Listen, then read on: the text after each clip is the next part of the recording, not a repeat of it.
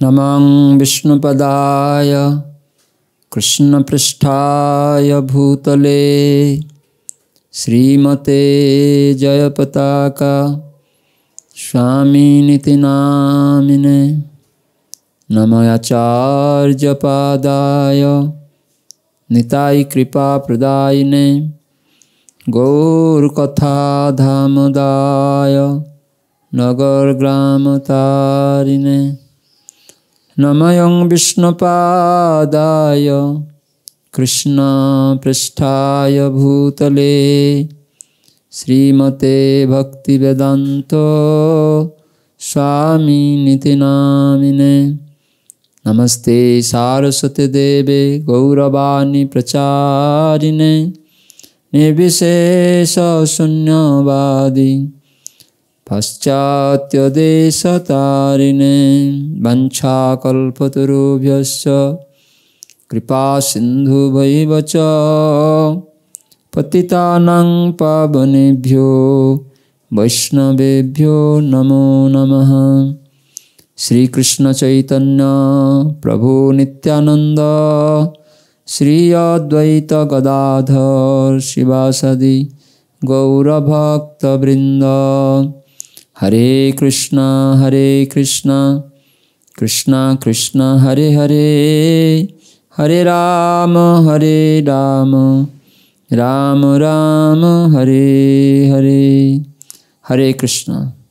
श्री चैतन्य चरितामृत ग्रंथ अध्ययनेर प्रारम्भे आमी आमार परमाराध्य गुरुपाद पद्म आंतर्जातिक कृष्ण भावनामृत संघ तथा इस्कन प्रतिष्ठाता आचार्य कृष्ण कृपा श्रीमूर्ति शिल अभय चरणारविंद भक्तिवेदांत स्वामी प्रभुपादेर अन्यतम कृपाधन्य इस्कनेर अन्यतम गुरु इस्कनेर अन्यतम गवर्निंग बॉडी कमिशनर जीबीसी और इस्कन नाम हटेर विश्व प्रचारक मंत्री ओं विष्णुपाद अष्टोत्तर शत श्री श्रीमद जयपताका स्वामी शिल गुरुदेवेर पादपद्मे दंडवत प्रणति निवेदन करे तार अहितुकी कृपा और आशीर्वाद प्रार्थना करछि।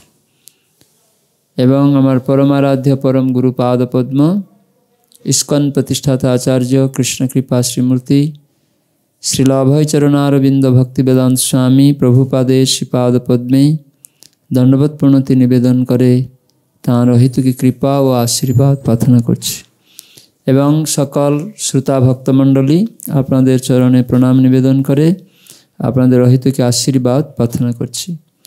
आज के आमरा श्री चैतन्य चरितामृत ग्रंथ अंत्यलीला प्रथम परिच्छेद श्री चैतन्य महाप्रभुर संगे शिल रूप गोस्वामीर मिलन विषय वस्तु आमरा अध्ययन करे श्रवण करब। तो प्रथमे ये अध्याय कथासार शिल भक्तिबिनु ठाकुर तार अमृत प्रवाह भाष्ये वर्णना करेছেন। श्री चैतन्य महाप्रभु श्री बृंदावन থেকে जगन्नाथपुरीতে ফিরে এসেছেন।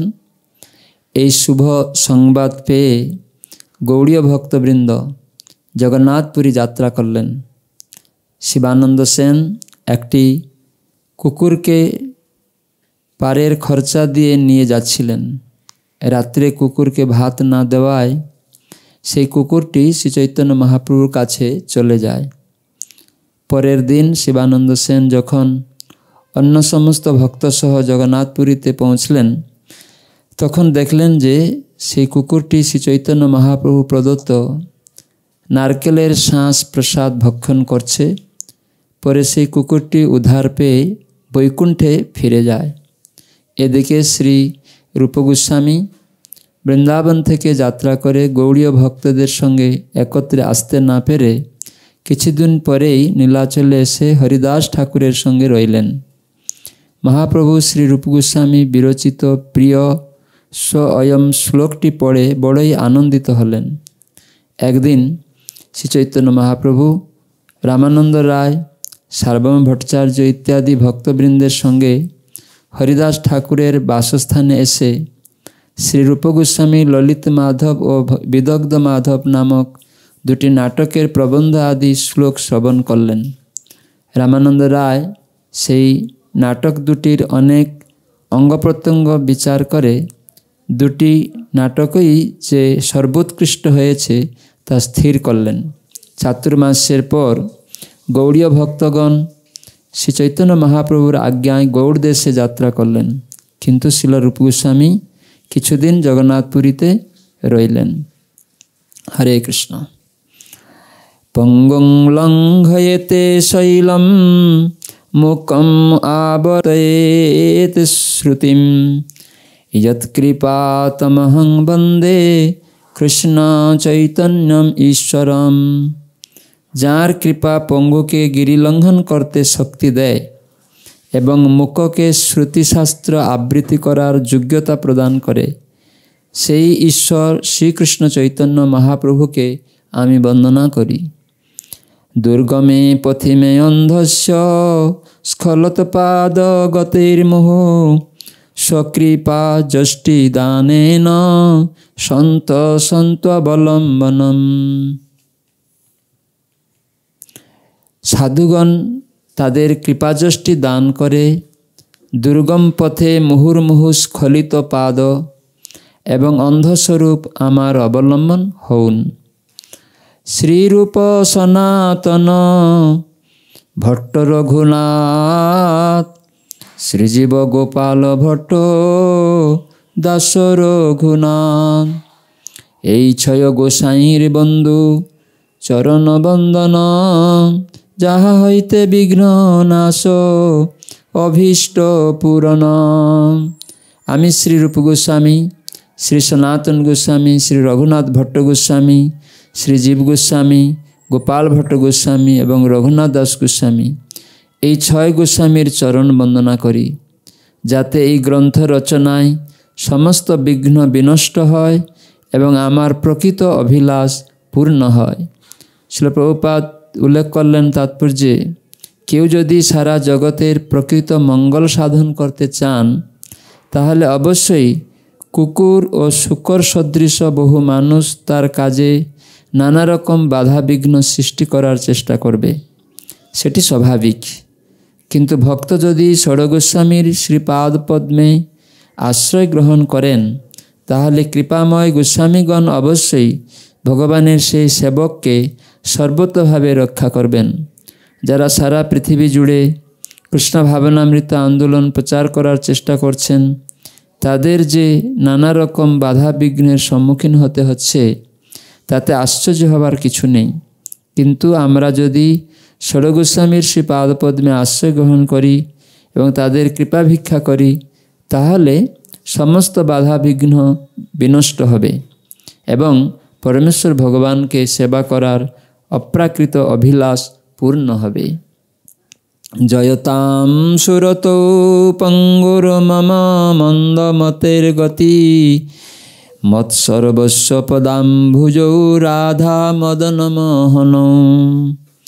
আমি পঙ্গু এবং মন্দমতি, যারা আমার একমাত্র গতি, যাদের পাদপদ্ম আমার সর্বস্ব ধন, সেই পরম কৃপালু রাধা মদন মোহন জয়যুক্ত হন। দিব্যাত বৃন্দারণ্য কল্পদ্রুম মাধ শ্রীমদ রত্নাগার সিংহাসনস্থ শ্রীমদ রাধা শীল গোবিন্দ দেব্যো পৃষ্ঠালিভি সেব্যমানো স্মরামি। জ্যোতির্ময় শোভা বিশিষ্ট বৃন্দাবনের কল্পবৃক্ষতলে রত্নমন্দিরস্থ সিংহাসনের উপরে উপবিষ্ট শ্রী শ্রী রাধা গোবিন্দ তাঁদের অন্তরঙ্গ পার্শ্বদবৃন্দ অর্থাৎ সখীগণ কর্তৃক সেবিত হচ্ছেন। আমি পরম শ্রদ্ধার সঙ্গে তাঁদের স্মরণ করি। শ্রীমান রাসর সারম্ভী বংশীবট তটস্থিত কর্ষণ বেণু সুনৈর গোপীর গোপীনাথ শ্রেয়স্তু নঃ। রাসনৃত্যের প্রবর্তক বংশীবটস্থিত পরম সুন্দর শ্রী গোপীনাথ বেণুধ্বনি দ্বারা গোপীগণকে আকর্ষণ করেন। তিনি আমাদের মঙ্গল বিধান করুন। জয় জয় শ্রী চৈতন্য জয় নিত্যানন্দ জয়াদ্বৈত চন্দ্র জয় গৌর ভক্তবৃন্দ। শ্রী চৈতন্য মহাপ্রভু ও শ্রী নিত্যানন্দ প্রভুর জয় হোক, শ্রী অদ্বৈত চন্দ্রের জয় হোক সমস্ত গৌর ভক্তবৃন্দের। মধ্যলীলা সংক্ষেপেতে করিলু বর্ণন, অন্তলীলা বর্ণন কিছু শুন ভক্তগণ। শ্রী চৈতন্য চরিতামৃতের মধ্যলীলায় আমি সংক্ষেপে শ্রী চৈতন্য মহাপ্রভুর লীলা বর্ণনা করছি। এখন আমি শ্রী চৈতন্য মহাপ্রভুর অন্তলীলা বর্ণনা করছি। ভক্তরা কৃপা করে মনোযোগ সহকারে তা শ্রবণ করুন। মধ্যলীলা মধ্যে অন্তলীলা সূত্রগণ, পূর্ব গ্রন্থে সংক্ষেপেতে করিয়াছি বর্ণন। পূর্বে মধ্যলীলায় আমি সূত্রের আকারে সংক্ষেপে অন্তলীলা বর্ণনা করেছি।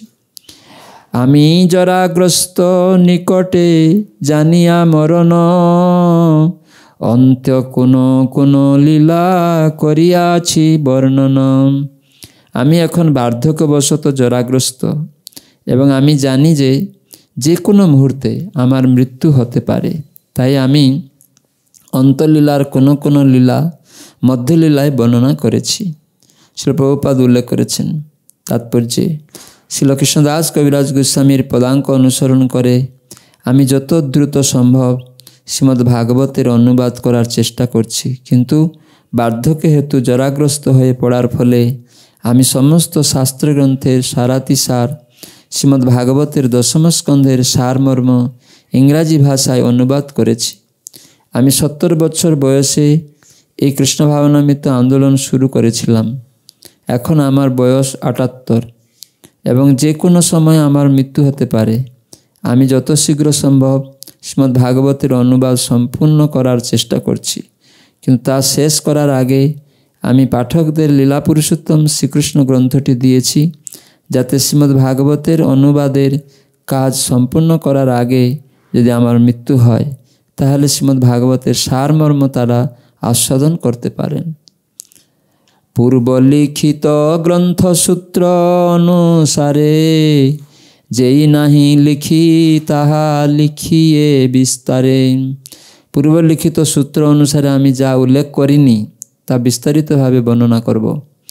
বৃন্দাবন হইতে প্রভু নীলাচলে আইলা, স্বরূপ গোসাই গৌড়ে বার্তা পাঠাইলাম।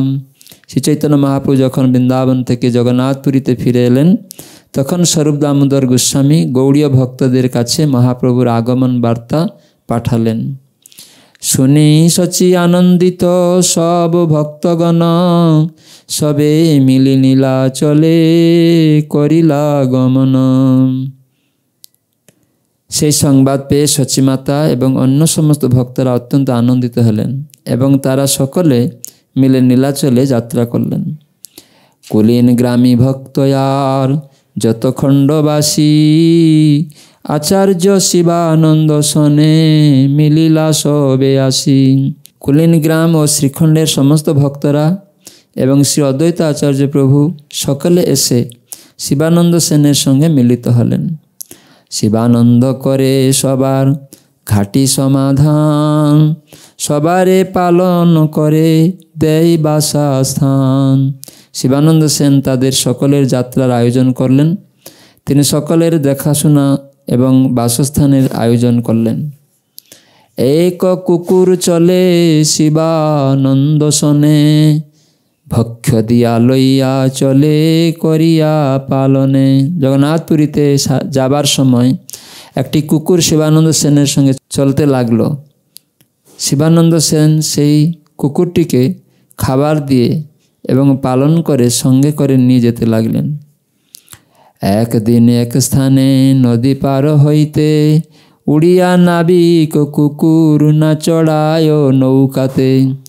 কুকুর রইলা শিবানন্দ দুঃখী হইলা, 10 পণ কড়ি দিয়া কুকুরে পার কইলা। একদিন এক জায়গায় একটি নদী পার হওয়ার সময় উড়িয়া মাঝি কিছুতেই সেই কুকুরটিকে নৌকায় চড়তে দিতে রাজি হলো না। এভাবে কুকুরটিকে ছেড়ে যেতে শিবানন্দ সেনের অত্যন্ত দুঃখ হলো।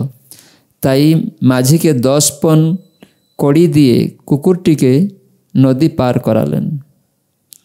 শ্রীল প্রভুপাদ উল্লেখ করলেন 1 পণ হচ্ছে 80 কড়ি। পূর্বে এমনকি 50-60 বছর আগেও ভারতবর্ষে কাগজের টাকার প্রচলন ছিল না। সস্তা ধাতু দিয়েও মুদ্রা তৈরি হতো না, তা তৈরি হতো সোনা এবং রূপা দিয়ে। অর্থাৎ বিনিময়ের মাধ্যম ছিল প্রকৃত মূল্যবান। 4 কড়িতে 1 গণ্ডা এবং 20 গণ্ডায় 1 পণ, এই কড়িও ছিল বিনিময়ের মাধ্যম। তাই শিবানন্দ সেন কুকুরটিকে নদী পার করবার জন্য মাঝিকে 10 পণ বা 800 কড়ি দিয়েছিলেন। তখনকার দিনে একটি পয়সাকেও পুনরায় কড়িতে বিভক্ত করা হতো। কিন্তু এখন জিনিসপত্রের দাম এত বেড়ে গেছে যে 1 পয়সার বিনিময়ে কিছুই পাওয়া যায় না। কিন্তু তখনকার দিনে 1 পয়সা দিয়ে এত শাকসবজি কেনা যেত যে একটি বড় পরিবারের জন্য তা যথেষ্ট হতো। এমনকি 30 বছর আগেও শাকসবজির দাম এত কম ছিল যে 1 পয়সার সবজিতে একটি পরিবারের ভালো মতো চলে যেত। একদিন শিবানন্দে ঘাটিয়ালে রাখিলা, কুকুরকে ভাত দিতে সেবক পাশরিলাম। একদিন শিবানন্দ সেন যখন শুল্ক আদায়কারীর কাছে আটকে গেলেন, তখন সেবক কুকুরটিকে খাবার দিতে ভুলে গিয়েছিল। রাত্রে আসি শিবানন্দ ভোজনের কালে, কুকুর পাই আছে ভাত সেবকে পুছিলেন। রাত্রিবেলা শিবানন্দ সেন ফিরে এসে ভোজন করার সময় সেবককে জিজ্ঞাসা করলেন, কুকুরটিকে খেতে দেওয়া হয়েছে তো? কুকুর নাহি পায় ভাত শুনি দুঃখী হইলাম, কুকুর চাহিতে 10 মনুষ্য পাঠাইলাম। তিনি যখন জানতে পারলেন যে কুকুরটিকে খেতে দেওয়া হয়নি, তখন তিনি অত্যন্ত দুঃখিত হলেন এবং কুকুরটিকে নিয়ে আসার জন্য তৎক্ষণাৎ 10 জন মানুষ পাঠালেন। চাহিয়া না পাইল কুকুর লোক সব আইলা, দুঃখী হইয়া শিবানন্দ উপবাস কইলাম। তারা কোথাও কুকুরটিকে খুঁজে না পেয়ে ফিরে এলেন এবং দুঃখিত হয়ে শিবানন্দ সেন সেই রাত্রে উপবাস করলেন। প্রভাতে কুকুর চাহি কাহা না পাইল, সকল বৈষ্ণবের মনে চমৎকার হইল। সকালে তারা সর্বত্র কুকুরটিকে খুঁজলেন, কিন্তু কোথাও তাকে খুঁজে পেলেন না এবং তাতে সমস্ত বৈষ্ণবরা অত্যন্ত বিস্মিত হলেন। শ্রীল প্রভুপাদ উল্লেখ করলেন তাৎপর্যে, সেই কুকুরটির প্রতি শিবানন্দ সেনের আসক্তি সেই পশুটিকে পরম সৌভাগ্য করেছিল। সেই কুকুরটি ছিল রাস্তার একটি নেড়ি কুকুর। শিবানন্দ সেন যখন সদল বলে জগন্নাথপুরী যাচ্ছিলেন, তখন স্বাভাবিকভাবে সেই কুকুরটিকে তাদের অনুসরণ করতে দেখে শিবানন্দ সেন তাকেও দলে নেন এবং অন্যান্য ভক্তদের তিনি যেভাবে পালন করছিলেন, সেই কুকুরটিকেও সেইভাবে পালন করতে থাকেন। এক সময় নদী পার হবার সময় যখন মাঝি কুকুরটিকে নৌকায় তুলতে রাজি না হয়, তখন শিবানন্দ সেন সেই কুকুরটিকে ফেলে চলে না গিয়ে মাঝিকে 10 পণ কড়ি দিয়ে সেই কুকুরটিকে নদী পার করিয়েছিলেন। তারপর এক সময় যখন তার ভৃত্য কুকুরটিকে খেতে দিতে ভুলে যায়, তখন শিবানন্দ সেন অত্যন্ত দুঃখিত হয়ে 10 জন মানুষকে পাঠিয়েছিলেন তাকে খুঁজে আনতে। তারা যখন তাকে খুঁজে পেলেন না, তখন শিবানন্দ সেন উপবাস করেছিলেন। এর থেকে বোঝা যায় যে শিবানন্দ সেন সেই কুকুরটির প্রতি আসক্ত হয়ে পড়েছিলেন। পরবর্তী শ্লোকগুলিতে দেখা যাবে যে কুকুরটি শ্রী চৈতন্য মহাপ্রভুর কৃপা লাভ করে বৈকুণ্ঠ লোকে তার সিদ্ধ স্বরূপ প্রাপ্ত হয়েছিল। শ্রীল ভক্তিবিনোদ ঠাকুর তাই গেয়েছেন, তুমি তো ঠাকুর তোমার কুকুর বলিয়া জানহ মোরে। শরণাগতিতে 19 নম্বর গানে এটি রয়েছে। এইভাবে তিনি বৈষ্ণবের কুকুর হতে চেয়েছেন। বৈষ্ণবের পোষা পশুর বৈকুণ্ঠ লোকে ফিরে যাওয়ার বহু দৃষ্টান্ত রয়েছে। কোনো না কোনো ক্রমে বৈষ্ণবের কৃপাপাত্র হওয়ার এমনই সুফল। ভক্তিবিনোদ ঠাকুর আরও গেয়েছেন, কীট জন্ম হউ যথা তুয়া দাস, শরণাগতি 11তে রয়েছে। বারবার জন্মগ্রহণ করার কোনো ক্ষতি নেই যদি বৈষ্ণবের দাসত্ব করা যায়।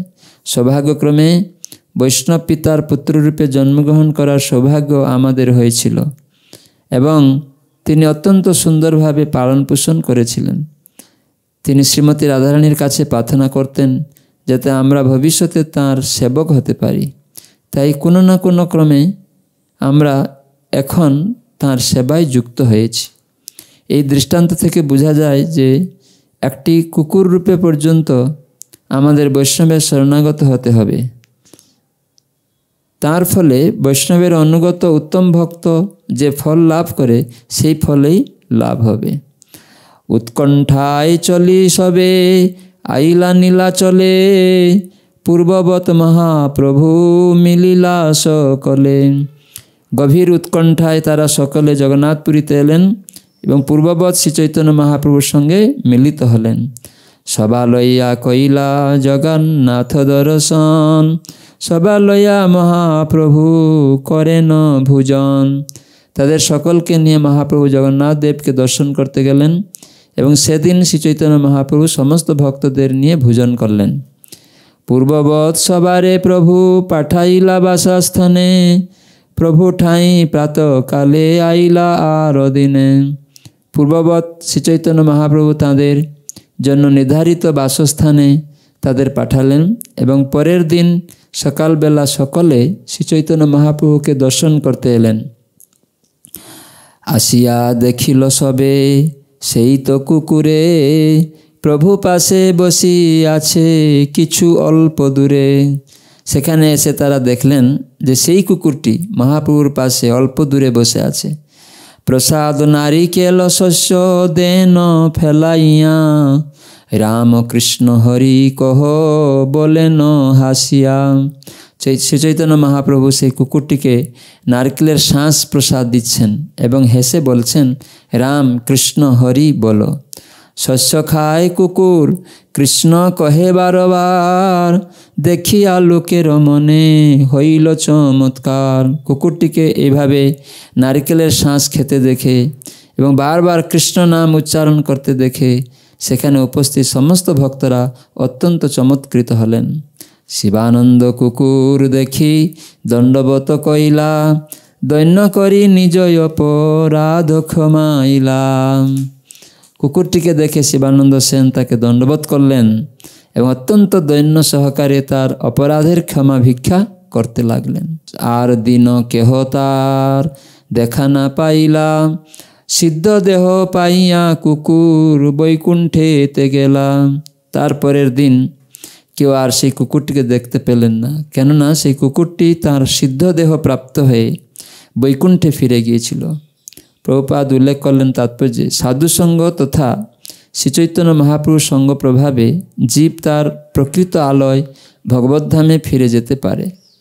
বৈষ্ণবের কৃপার প্রভাবে একটি কুকুর পর্যন্ত এই ফল লাভ করতে পারে। তাই প্রতিটি মানুষেরই কর্তব্য ভগবত ভক্তের সঙ্গ করা, একটু সেবা করার ফলে, এমনকি প্রসাদ গ্রহণ করার ফলে সকলেই বৈকুণ্ঠ লোকে উন্নীত হতে পারেন। সুতরাং ভগবানের নাম কীর্তন করা এবং ভগবত প্রেমে মগ্ন হয়ে নৃত্য করার ফলে যে কী লাভ হয় তা আমরা কল্পনা পর্যন্ত করতে পারি না। তাই ইস্কনের সমস্ত ভক্তদের অনুরোধ করা হয় তারা যেন বৈষ্ণবে পরিণত হয়, যাতে তাদের কৃপার প্রভাবে সারা পৃথিবীর সমস্ত মানুষ বৈকুণ্ঠ লোকে উন্নীত হতে পারে। এমনকি তাদের অজ্ঞাতাসারে সকলকেই কৃষ্ণপ্রসাদ গ্রহণ করার সুযোগ দিতে হবে, যাতে তারা ভগবানের হরে কৃষ্ণ মহামন্ত্র কীর্তন করে আনন্দে মগ্ন হয়ে নৃত্য করতে অনুপ্রাণিত হতে পারে। এই পন্থা অজ্ঞাতভাবেও অনুসরণ করলে একটি পশু পর্যন্ত ভগবদ্ধামে ফিরে যেতে পারে। ঐছে দিব্য লীলা করে সচির নন্দন, কুকুরকে কৃষ্ণ কহাইয়া করিলা মোচন। এমনই অদ্ভুত সচিনন্দনের দিব্যলীলা কুকুরকে পর্যন্ত কৃষ্ণ উচ্চারণ করিয়ে ভববন্ধন মোচন করিয়েছিলেন। এথা প্রভু আজ্ঞায় রূপ আইলা বৃন্দাবন, কৃষ্ণলীলা নাটক করিতে হইল মন। ইতিমধ্যে শ্রী চৈতন্য মহাপ্রভুর নির্দেশ অনুসারে শ্রীরূপ গোস্বামী বৃন্দাবনে ফিরে গেলেন। তিনি কৃষ্ণলীলার নাটক রচনা করতে মনস্থ করলেন। বৃন্দাবনে নাটকের আরম্ভ করিলা, মঙ্গলাচরণ নান্দি শ্লোক তথাই লিখিলা। বৃন্দাবনে তিনি নাটকটি রচনা শুরু করলেন। সেখানে তিনি মঙ্গলাচরণ সূচক নান্দি শ্লোক লিখলেন। শ্রী প্রভুপাদ ভক্তি সিদ্ধান্ত সরস্বতী ঠাকুর শ্রী রূপ গোস্বামী রচিত নাটক চন্দ্রিকার উদ্ধৃতি দিয়েছেন।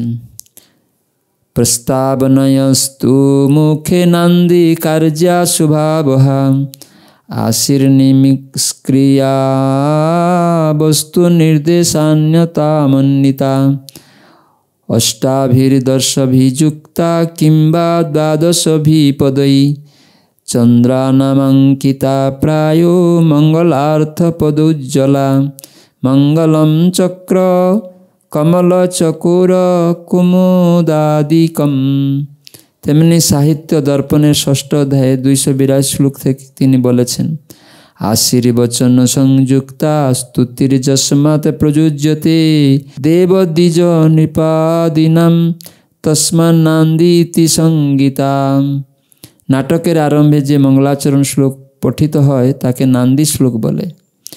পথে চলি আইসে নাটকের ঘটনা ভাবিতে, করচা করিয়া কিছু লাগিলা লিখিতে। গৌড় দেশে যাওয়ার পথে শ্রীল রূপ গোস্বামী ভাবছিলেন কিভাবে তিনি নাটকটি রচনা করবেন এবং সংক্ষেপে তিনি তার পাণ্ডুলিপি লিখে রাখছিলেন। এই মতে দুই ভাই গৌড় দেশে আইলা, গৌড়ে আসি অনুপমের গঙ্গা প্রাপ্তি হইলা। এভাবে দুই ভাই রূপ ও অনুপম গৌড় দেশে পৌঁছলেন, কিন্তু গৌড় দেশে পৌঁছানোর পর অনুপম পরলোক গমন করলেন। পূর্বে গঙ্গার তীরে মৃত্যু না হলেও বলা হতো যে তার গঙ্গা প্রাপ্তি হয়েছে। মৃত্যুর পর গঙ্গার তীরে দেহটি দাহ করা হিন্দুদের প্রচলিত রীতি। কেননা গঙ্গার তীরে মৃত্যু হলে আত্মা পরমেশ্বর ভগবান শ্রী বিষ্ণুর পাদপদ্মে ফিরে যায়, যেখান থেকে গঙ্গা উদ্ভূত হয়েছে। রূপ গোসাই প্রভু পাশে করিলা গমন, প্রভুরে দেখিতে তাঁর উৎকণ্ঠিত মন। শ্রী রূপ গোস্বামী তখন শ্রী চৈতন্য মহাপ্রভুর কাছে যাত্রা করলেন, কেননা মহাপ্রভুকে দর্শন করার জন্য তার মন অত্যন্ত উৎকণ্ঠিত হয়ে উঠেছিল। অনুপমের লাগি তাঁর কিছু বিলম্ব হইল, ভক্তগণ পাশ আইলা লাগ না পাইল। অনুপমের মৃত্যু হবার ফলে রূপ গোস্বামীর কিছু বিলম্ব হয়েছিল এবং তাই তিনি যখন নবদ্বীপে ভক্তদের সঙ্গে সাক্ষাৎ করতে গেলেন তখন দেখলেন যে তারা সকলে জগন্নাথপুরী চলে গেছেন। উড়িয়া দেশে সত্য ভামাপুর নামে গ্রাম, এক রাত্রি সেই গ্রামে করিলা বিশ্রাম। উড়িষ্যা দেশে সত্যভামাপুর নামক একটি গ্রাম আছে। শ্রী রূপ গোস্বামী সেই গ্রামে এক রাত্রি বিশ্রাম করলেন। প্রভুপাদ বলছেন, উড়িষ্যার কটক জেলায় সত্যভামাপুর নামক একটি স্থান আছে। এই গ্রামটি জানকাদেইপুরের নিকটে অবস্থিত। রাত্রে স্বপ্ন দেখে এক দিব্যরূপা নারী, সম্মুখে আসিয়া আজ্ঞা দিলা বহু কৃপা করি। আমার নাটক পৃথক করহ রচন, আমার কৃপাতে নাটক হইবে বিলক্ষণ।